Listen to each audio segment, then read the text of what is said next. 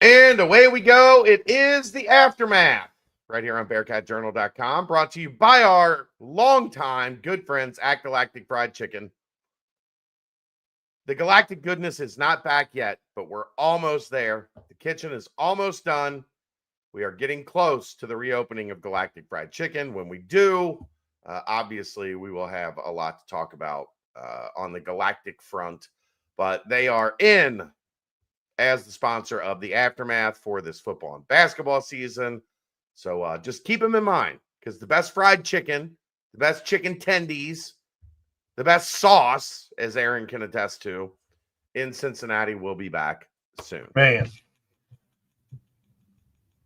All right, let's get this show on the road. Bearcats 34, Bowling Green 20. Hi, Aaron. How you doing? How was the drive back to Athens? Uneventful, and that's a good thing. That's a good thing. It's a very good thing. Yeah. It was a marvelous day at Nippert Stadium. Weather was about as perfect as you could ask for. Got a little sun in the second half. I know everybody loves Nip at night. I love like a 65, 70 degrees sun splash Nippert Stadium. It's until the time changes and everything goes to hell in the handbasket. Then it gets but I'm saying like today, the conditions and a lot of these games that we get in like early September are hot, like super hot.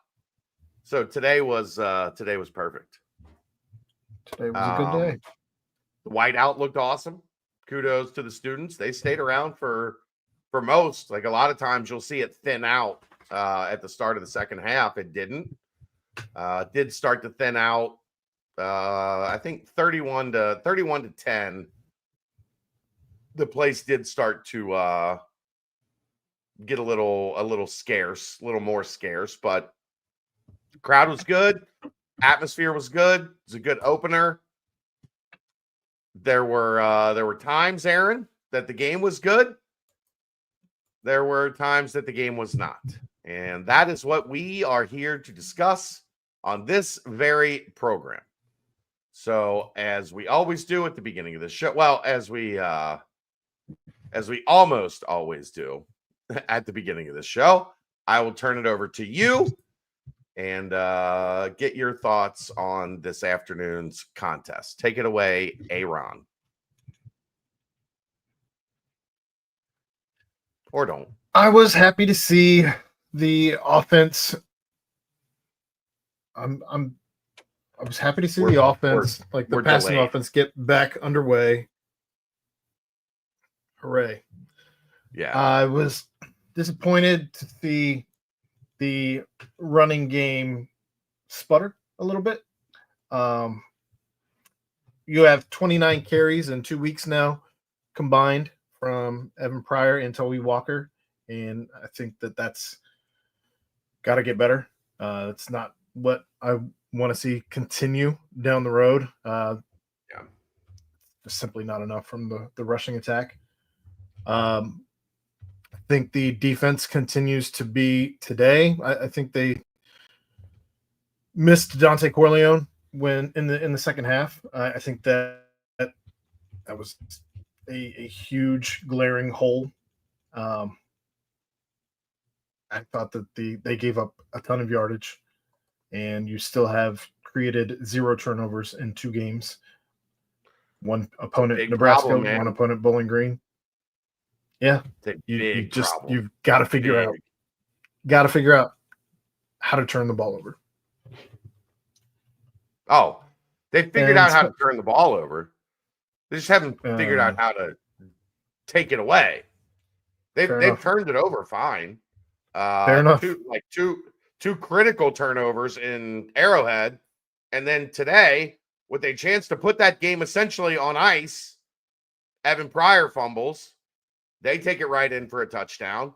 And instead of being a leisurely stroll in the park in the second half, it didn't get close, but it got closer than we wanted it to. It got closer than it should have been, I guess is a good way to put it. And that is because you gave the ball to the opponent.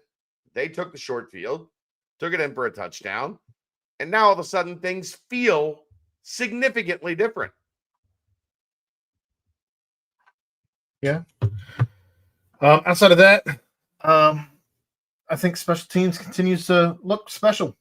I've been pleased with special teams, but 2 for 7 on third down by the offense, not great. You have allowed Dylan Raiola and Drew Pine to go 78% and 80% against you. That's nothing great. I don't know.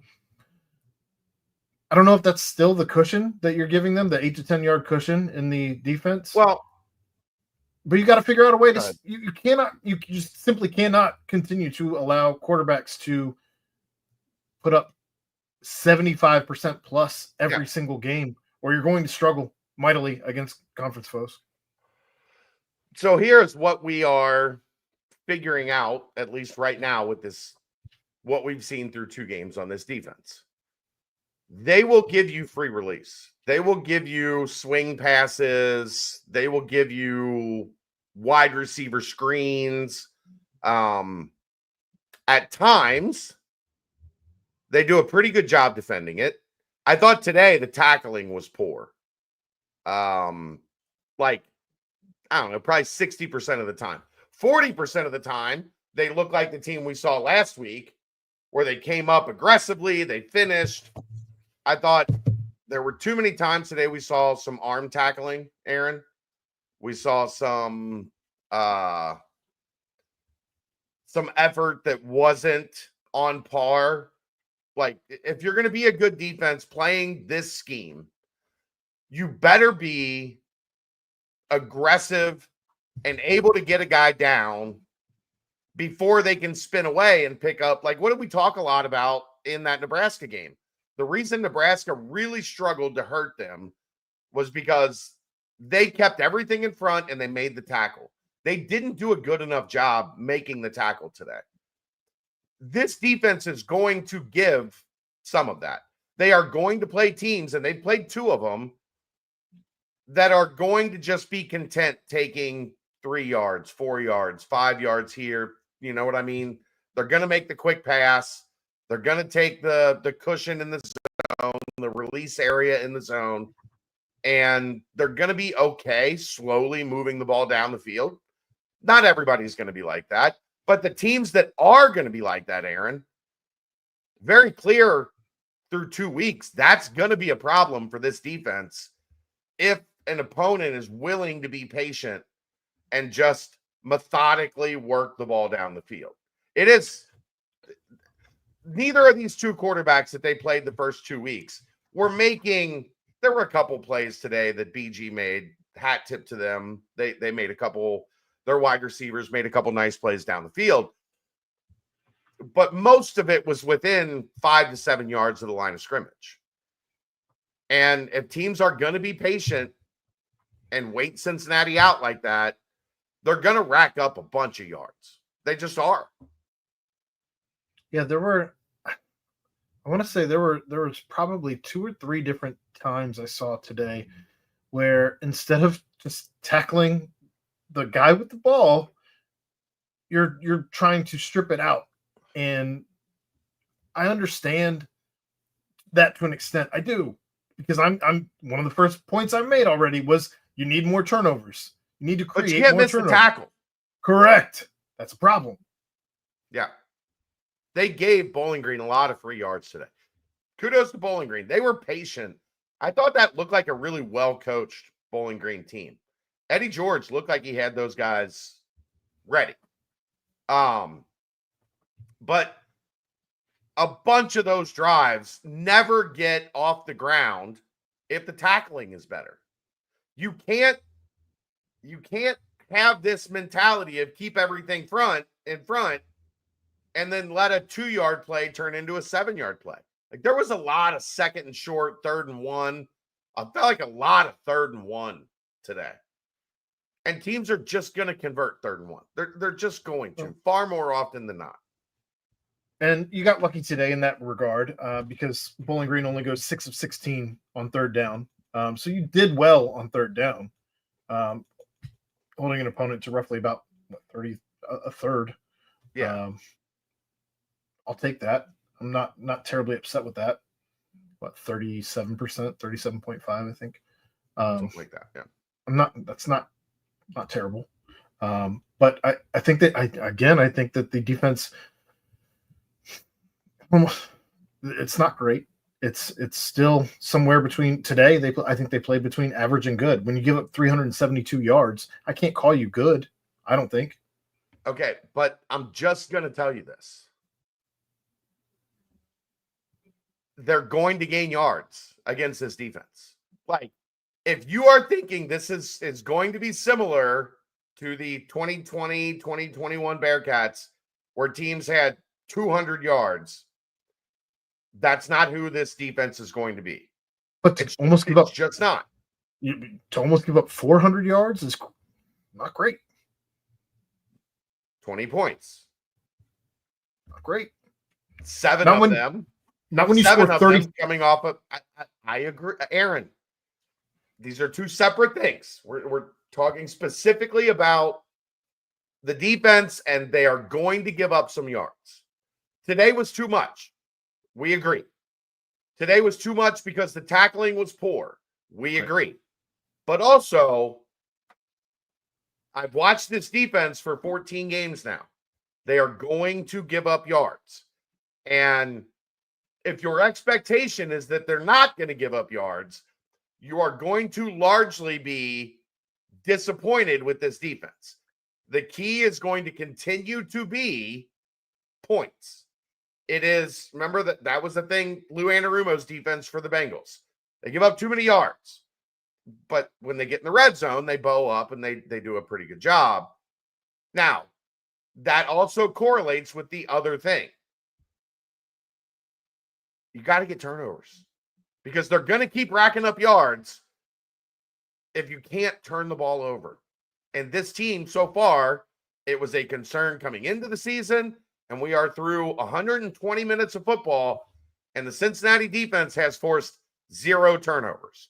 And really today, Aaron, there was only one could have, should have been opportunity on Trey Galactic tipping that ball, and he wasn't on balance. I'm not going to fully blame Trey Galactic here, but that's a play that you have to make that interception. Yeah, well, I mean, getting back to your point about points, here you have 20 points scored by Bowling Green. Nebraska also scores 20 points. And if you're a team that has struggled over the course of the last 14 games to get to 30. Aaron, you cannot expect a college defense to be significantly better than only giving up 20 points. In 2025? No. I'm not mad. I think you're missing my point. I'm not mad about them giving up 20 points. I'm really not. That's fine. That is what it is. But if that's the case, then your offense has to make sure they're scoring 30 plus regularly. Well, not just that's a different conversation. We're talking about the defense right now. Well, yes, you can give up 20 points. That's fine, but you're also going to have to do more than eke out 34 points against MAC school Bowling Green. Yeah. I agree, Dave. That's why I said it. The tackling was poor. Like the tackling was not good today. I thought it's frustrating because I thought it was very good against Nebraska. Like I don't remember many, if any, of the type of missed tackles we saw today. Somebody said on the message board, like at times it looked like Nebraska's wide receivers were like a greased telephone pole. They just slide right down them. The guy spins out of it. That can't be the MO of a defense that's playing this style, this system. Because if you're not going to tackle well, this system will never work. It won't. One player you can't discredit his tackling is Jake Golday, who now has 26 tackles in two games. Yeah. Which is absurd. He has nearly as many tackles as our running backs have touches. Off by 3. Hate that. Good stat, Aaron. Good stat. The next highest tackler was both Jonathan Thompson and Antoine Peak. They had 6 each. So he had 8 more than the nearest tackler. He had 9 at halftime. 9. He gets after the ball, man. I know people got mad at us for this, but like the people at UC did not want a single word about Jake Golday committing to UC and enrolling at UC until like Jake Golday was on campus in class and could no longer be communicated with. Because they did not want anybody else to turn on the tape and go, what is this? Like they were that enamored. Yeah. Enamored with Jake Golday. They were that out over their skis when they were able to get him. And they were adamant. Like this kid has a chance to be a star, an NFL level player, like whatever, hyperbole you wanted to use about Jake Golday. That's what we heard when they snuck him in, and really it didn't get any fanfare at all. And he was getting comfortable last year, and then he got comfortable and was great, and then got hurt, got dinged up a little bit, and kind of tapered off at the end of the season. What he's shown these first 2 games, Aaron, holy cow. Holy cow. There's a reason he was on the freak list. Yes. Any updates on The Godfather? I would be kind of surprised if we see him against what is apparently a very bad Northwest, East, South state next week. Central. Yeah, Central. One of those directions. Northeast, Northwest. He was walking on the sidelines. He had a little bit of a limp.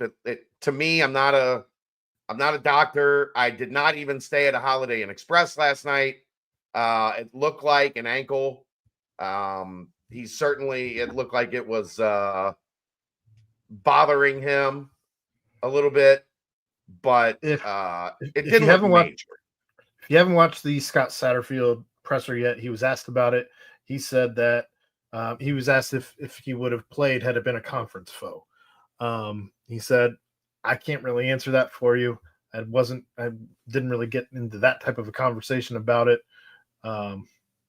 He said he talked to Aaron Himmler about it, and that was about where he left it. He said it's just hard to answer because he doesn't know. Yeah. But he was hobbled. He was definitely hobbled. It sounds like it could go either way if it was a game that mattered, but I'm with you. I see no reason to put somebody out there there's no reason to put somebody out there who is not at 100%, especially if his name is Dante Corleone. And we have seen enough in the first 2 weeks to know he is where he needs to be. He has just wrecked things when he has been in the game. If he had played the whole game today, he would have 8.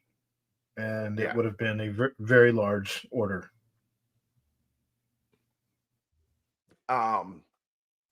Otherwise, defensively, no Logan Wilson today. We saw Daniel James get his first collegiate start. Yeah. Ormani Arnold was back, so it was good to see him. I didn't have too much. The corners were okay today. I wasn't upset with the corners. I was upset with safety play because I know Garrison says here in the chat some of the tackle angles were really poor.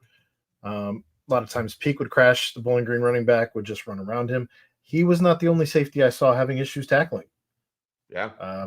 Trigo Collard missed a lot. It was a coin flip, Aaron. At times they came up and they laid the wood and they looked good.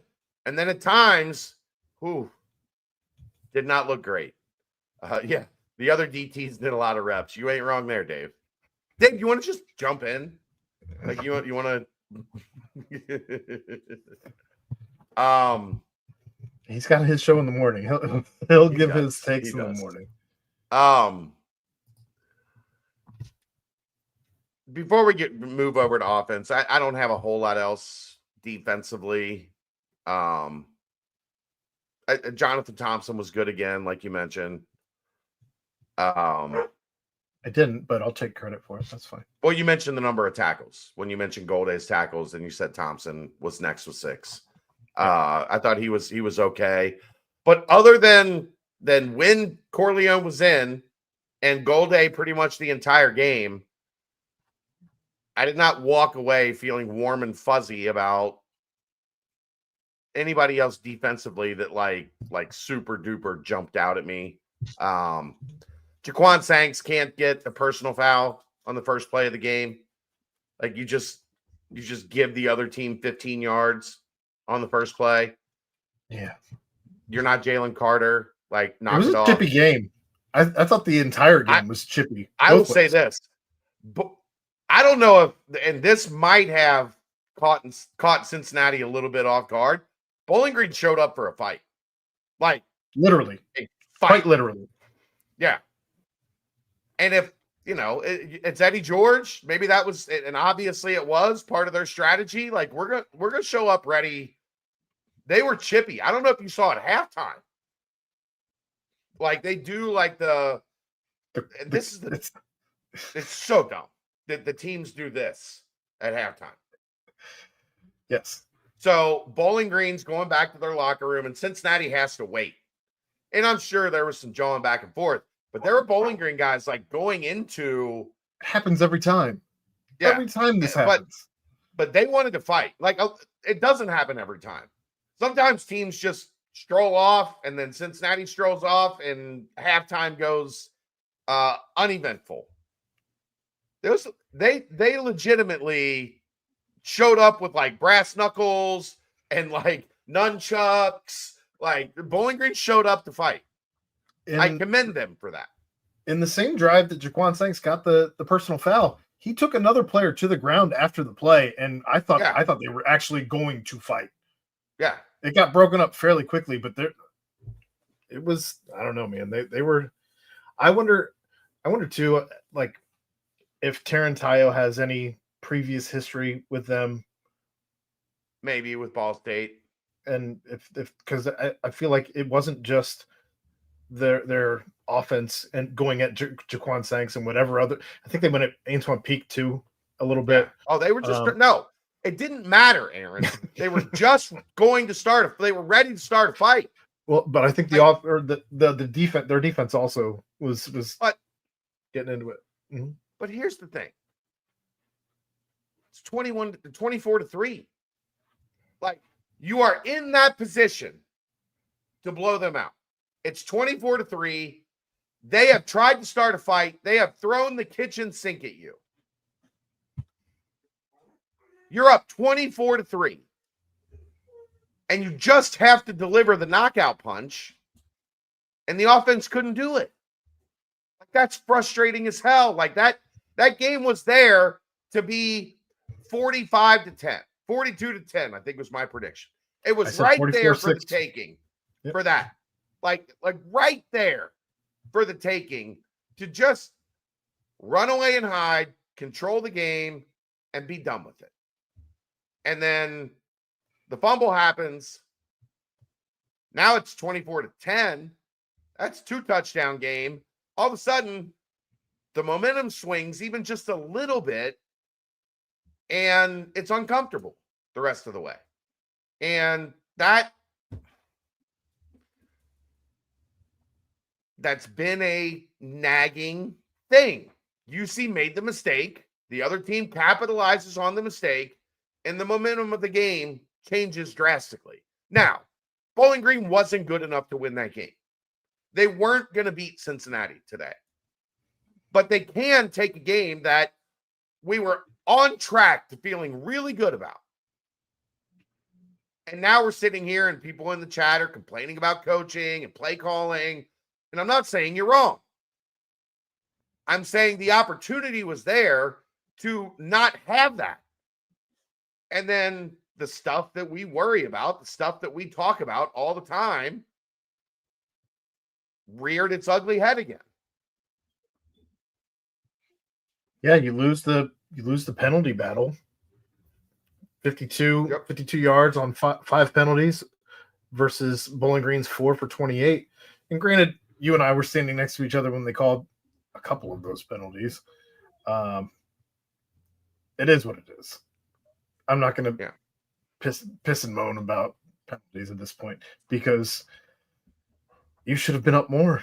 If you do the things you're supposed to do, you take care of the ball, you don't have to worry about those things. It takes care of itself. And that fumble was frustrating because it felt like they finally were starting to get the running game going.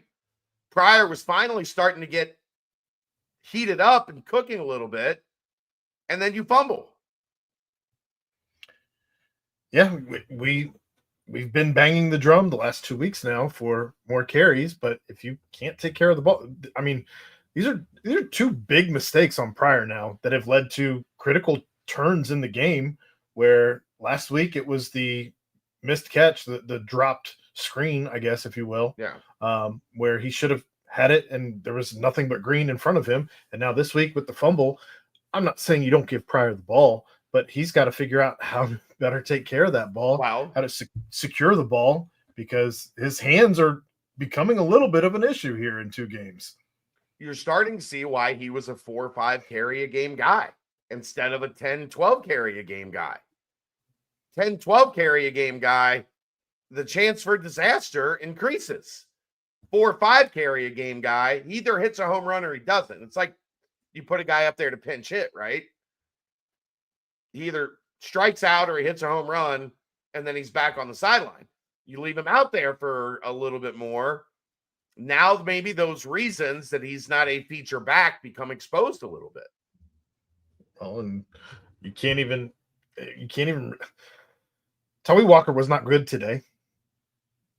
When 11 of 32 with a long of 9, so minus that 1 for 9, now you're at what, 10 for 23. Ugh. Yeah. Ugh.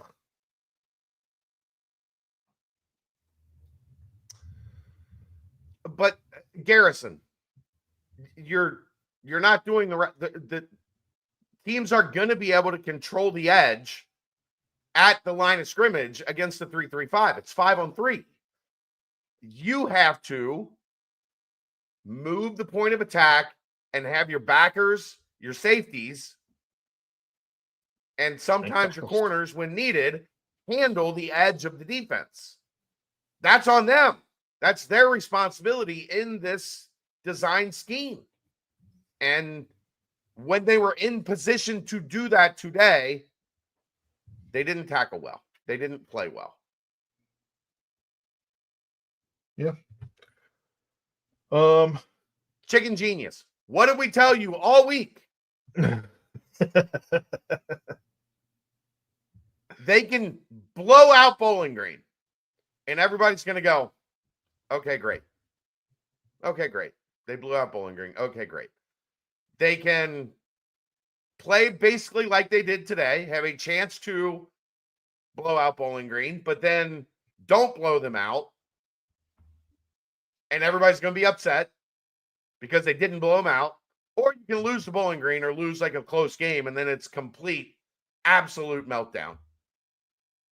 Those were the 3 stages we knew coming off of not being. Think about how different this conversation is, Aaron. If they beat Nebraska, then today is just, hey, beat Nebraska, got to the finish line. Now you're playing an FCS team that got its ass kicked, and then you're going into Big 12 play, 3-0. After a bye. Everybody's happy. Things are rolling. But they didn't beat Nebraska, and then they didn't have a great second half against Bowling Green. And now all of a sudden, it's wobbly. It's very wobbly. And I get it. I'm not saying you guys don't have like the absolute 100% right to feel that way, because they haven't given you any warm and fuzzy feelings inside to make you feel any different yet. Well, there were a couple plays. if we're switching gears, to offense, the Jeff Caldwell catch was outstanding. The one-handed grab, outstanding. That was freakish. It was freakish to make that catch.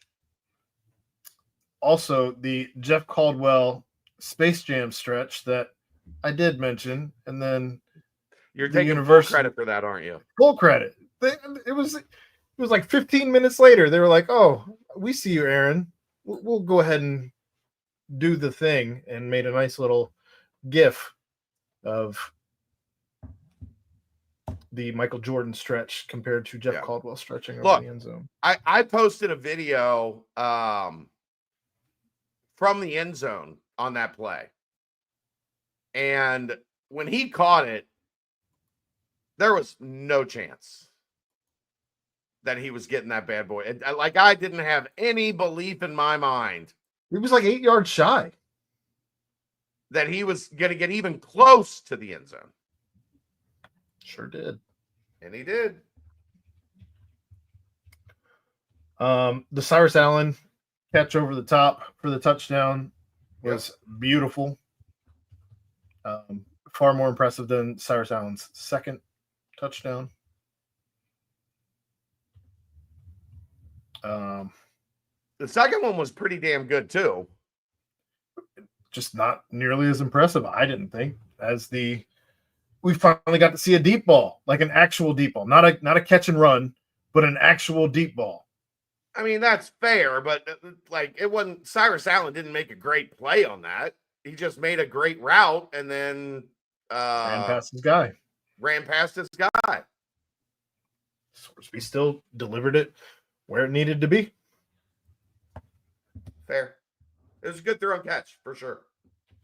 By the way, on that Jeff Caldwell, like the crazy one-handed grab, that was Jeff. Jeff sent me a text after he caught that and said that was where the ball needed to be against Nebraska, and we win the game. Yeah, that outside shoulder. Yeah.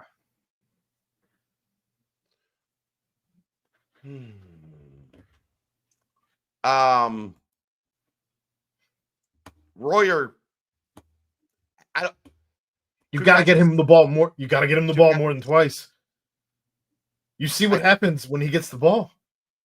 Two catches for 104 yards, 52 yards a catch. One for 73, one for 31, and bang. Got to get the ball to your playmakers. You've got to get the ball to your playmakers. But it was funny. I don't know if you heard Brendan Sorsby took maybe a little shot at play calling in the presser. Maybe. That's pushing it. He said, it's funny what happens when you get to throw the ball past the line of scrimmage. Yeah. He did. To me, that's a shot. You can say maybe. I don't know what else you call it. Yeah. He said he wasn't giving us quarterback speak anymore, and he came out right out the gate. Yeah. Caleb Goody had a couple balls. I mean, you had four guys essentially with 300 yards receiving on very low receiving numbers, right? Caldwell 5 for 109, Goody 4 for 49, Allen 3 for 45, Royer 2 for 104. So what? 14 catches for 300 yards essentially between those four guys. An average of 19.6 per completion. Caldwell had more yards than Cincinnati's entire offense last week. Royer had more yards than Cincinnati's entire offense. Passing offense. Royer, last week. Aaron. Royer had more yards on one catch than Cincinnati's passing offense last week. Hat tip to Scott Springer for asking about that in the presser as well. Hilarious. Yeah.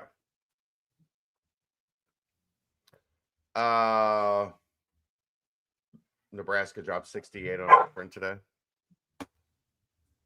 Look at that stuff, man. It's so game to game in college football these days. Like, there could have been two different things in this game go in a different direction, and Cincinnati wins 48-6. But I guess that's the frustrating part, is that they're not getting there. They're not taking it to the point. We saw what? Longs in the passing game today of 25, 19, 17, 62, 20. Like, Longs in the run game, 16 for Sorsby, 13 for Pryor. You're making splash plays, but you only end up with 34 points. And you went, what, 2 of the first 3 drives? That's on me. I talked about how good the script has been. And they go 3 and out on 2 of the first 3 drives, and look, sure did. Bad doing it. It was anemic. You guys are just like Aaron's, I think, playing a little bit about Sorsby throwing a jab. I don't think these guys are throwing jabs in the media at each other. Come on, guys. I think these people work with each other every single day, so they're having fun with it. Yeah. I don't think. But you know how this works. Now there's turmoil. Okay. The locker room's in turmoil, Aaron. They're throwing jabs in press conferences. It really is not. Sorsby could have gone anywhere he wanted to. He look. If you're watching the pressers, go watch Cyrus Allen's presser, because that dude couldn't be happier to be here. He loved Nippert. He loved getting the ball today. Sorsby says that he is constantly a diva and has to tell him, I can't get you the ball every down. And if you can say that's a shot too at Cyrus Allen, like, no, he's kind of divalicious, and a diva's going to the ball every play. He wants the ball literally thrown to him every play. Elbowing each other's gut. That's a great way to put it, Jared. It's okay, guys. Like, I know everybody's pissy. I get it. I understand it. They did not come out and win this game 45-3. Like, and as a result, especially because at one point in time it was 24-3, and it ended up 34-20.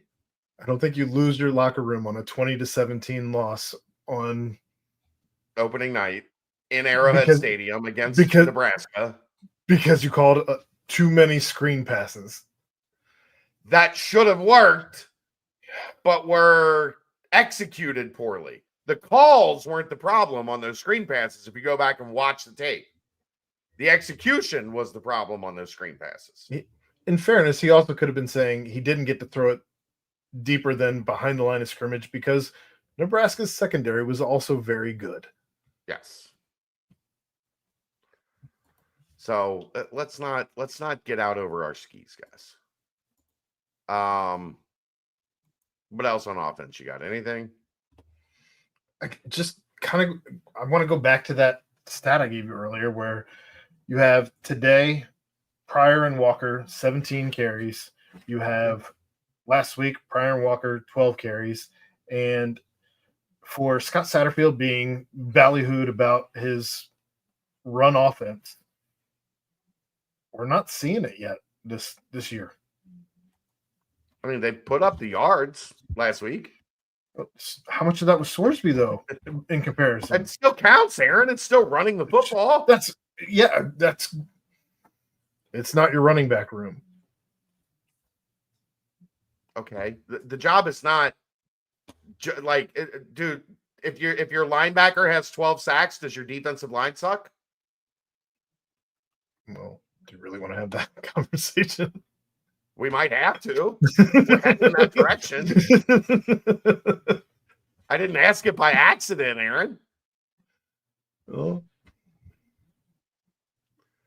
It's, guys, whatever. I'm not getting into it with the chat tonight.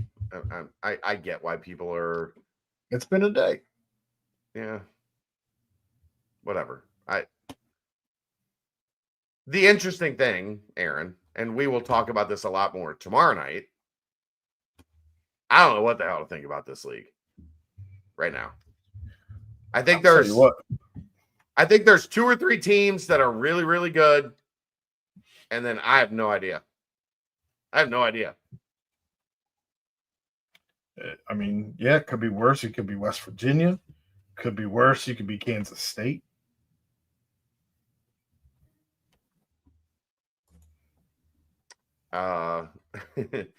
UCF got a win today, but they look terrible. Last week, Houston 35-9 over Rice. Is that did they clear the hurdle enough there?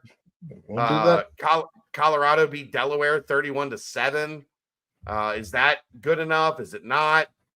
Kansas got out to scored 21 points in the first quarter, 10 points the rest of the game, and lost to Mizzou. Is that any different than UC's Nebraska situation? Well, I mean, I think Utah looks awesome. Iowa State is Iowa State. Like Iowa State is like a vampire, right? You have to kill them. You have to take the stake and stab it through their heart, or they are going to live forever. Like, that's who Iowa State is right now.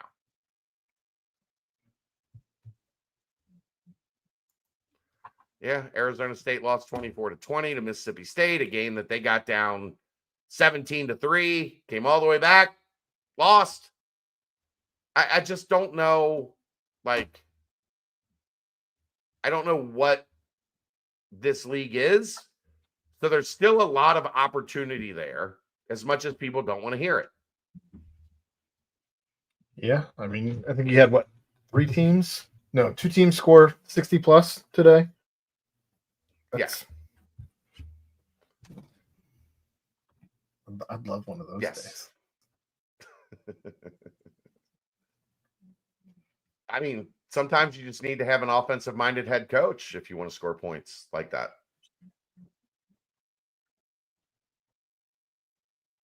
Your words, not mine. I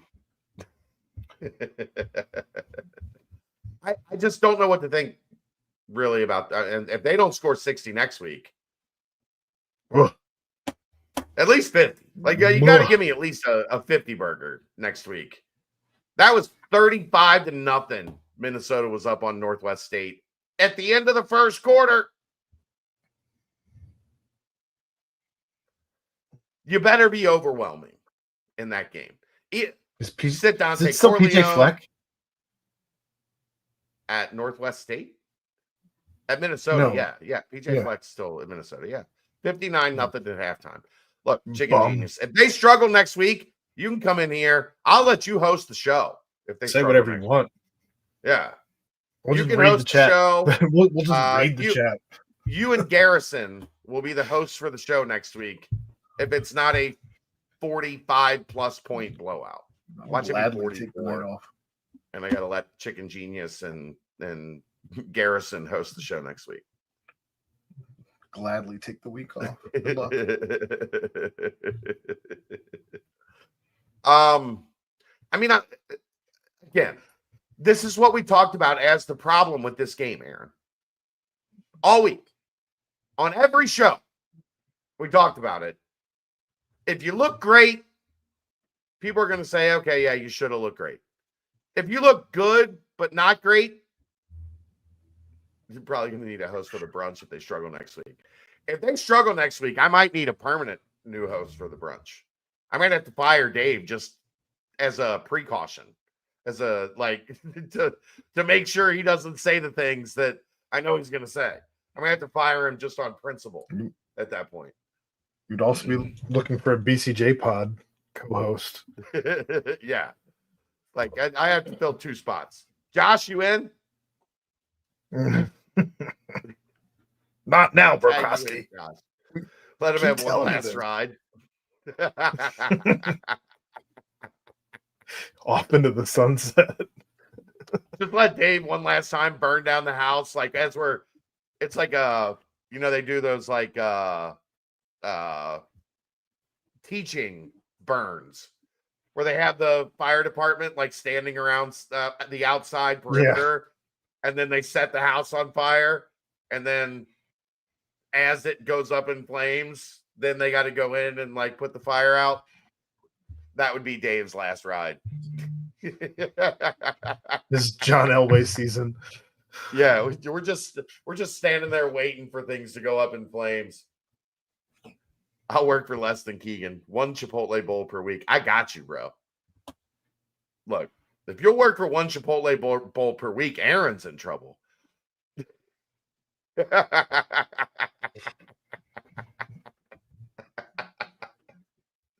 It's a feed. If it's close against Northwest State, you might be okay with that, Aaron. Tap Josh in. I'm out. Gotta drive home. I'm going to go work at a fucking liquor store in Athens. They got a bunch of those like smoke shops, don't they? You can go work there. Probably. The night shift at the vape shop in Athens. Come see Aaron. It was better than talking about UC football and basketball. Might have to start an OU podcast after beating West Virginia.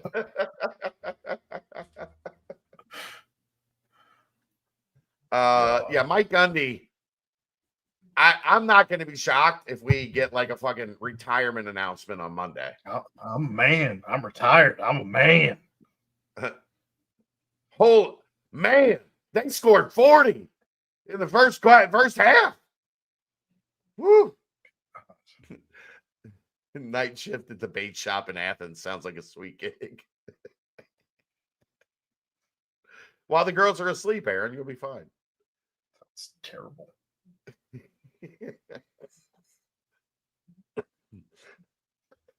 On the bright side, all those West Virginia fans have season tickets to see the Bobcats. Yeah. Maybe they made some fans. Shift some alliances. Oh, boy. That Neil, always the optimist. Neil. Did you change your shirt? USF looking real good. Yeah, congrats to them. I don't care how USF looks. There's a certain group of people who wanted goalish. You knew this. Yeah, I know. Aaron doesn't know how to bait a hook. Well, y'all missed the word. It wasn't the bait shop. It was the vape shop. Vape.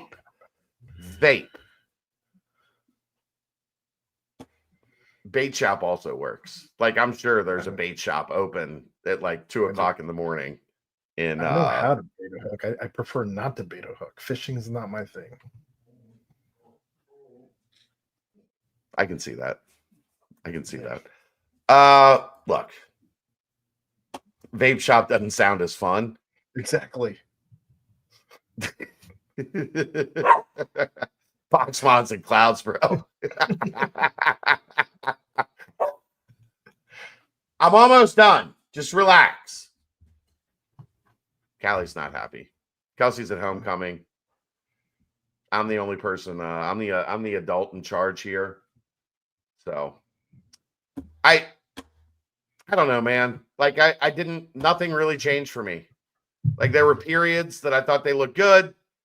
There was some stuff that they definitely need to get back in and clean up. And all they have to do, I think, defensively, watch the tape from game 1 to game 2.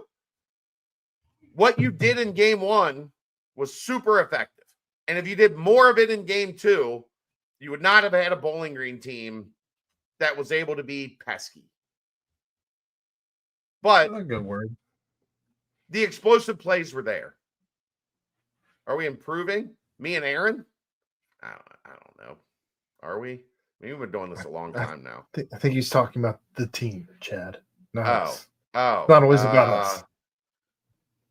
I mean, we don't know. I don't know. Like that was the point of talking about all week. We don't know. We're not gonna know. There's nothing that could have happened today that would have said UC is drastically improved in week 2 over week 1. I just, unless it was like 72-0, like unless they just came in and just absolute beat the snot out of Bowling Green, there was nothing that was going to happen that was going to make any of us feel good about this, only worse. So we got a I'd say we got a moderate level of feeling worse. I think that's because fair. It was 24-3, and it should have been a blowout, and it ended up 34-20. It's also fair criticism. Like we've talked about the entire show. It's earned at this point. You've done nothing to just be given the benefit of the doubt. Right. Everything you've done says proceed with caution. And we will. Because guess what?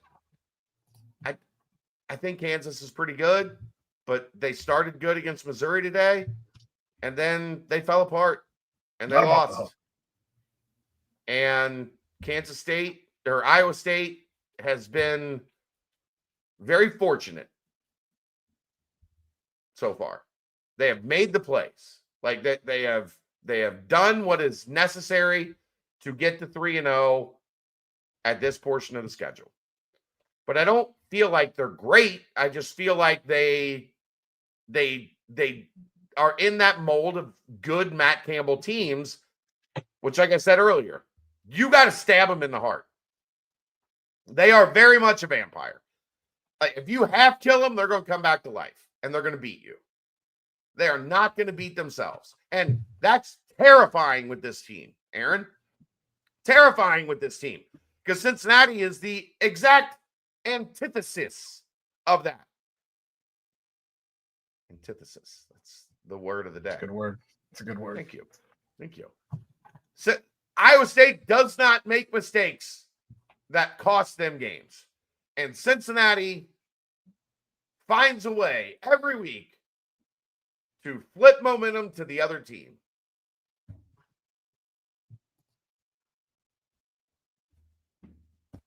Frustrating. I get it. I get why you guys are frustrated. I'm here to help provide some perspective, but sometimes that perspective is got to be better. When they get up 24-3, you got to get up 35-6.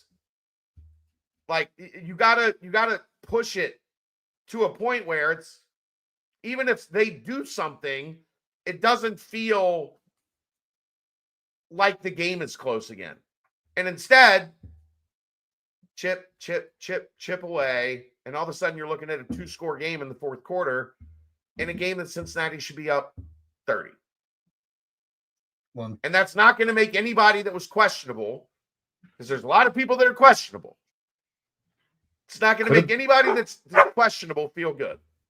Could have been even closer if Bowling Green would have gone for it instead of inexplicably taking a field goal with 2 minutes left in the game. He's still learning. He's still learning, Chad. This isn't his first coaching job. He's been doing it, what, for 3 years? They were down, what, 14, 17? Zach Taylor's been coaching a hell of a lot longer, and he still does things that make me every week that make me scratch my head wondering how he got a head coaching job. Eddie George was crazy conservative. But he wasn't until he was. And then he was, and it was he used one timeout, but he didn't want to use the second. His team drove down to maybe get down. They were up, I think UC was up 17 at the time. Could have cut it to 10 with a couple minutes left, like get a onside kick, make things interesting. No, we're gonna kick field goal. I said this to you on the sidelines. There were definitely a couple of fourth downs you should have gone for it. Yeah. Gave up points before the end of the first half and then didn't do anything at the start of the second half. I wonder if he thought that Cincinnati was going to shoot themselves in the foot and just give him the ball back with 30 seconds still. Yeah. Well, they did do something to start the second half, right? That was the second pass to Royer, the 30-plus yard pass to Royer. They went down and got a field goal. I'll take that. You get a splash play, you get in field goal range, kick field goal. I'll take that coming out of the half. But you can't give up the points at the end of the first half. Because it cancels each other out. Exactly. All right. I don't have much else to you. Let's cancel each other out. All right. Dave and Jeff will be much more eloquent about these things. Maybe a little bit more angry, but much more eloquent. Tomorrow morning, the BBP, 9 o'clock. Our team's scheming to take Royer away. I don't care. Throw him the damn ball. Right, Tiger? Tiger agrees. Throw him the damn ball. We'll see you next time. That's the Aftermath. Brought to you by Galactic Fried Chicken. Thanks to everybody for coming in right here on BearcatJournal.com. See ya!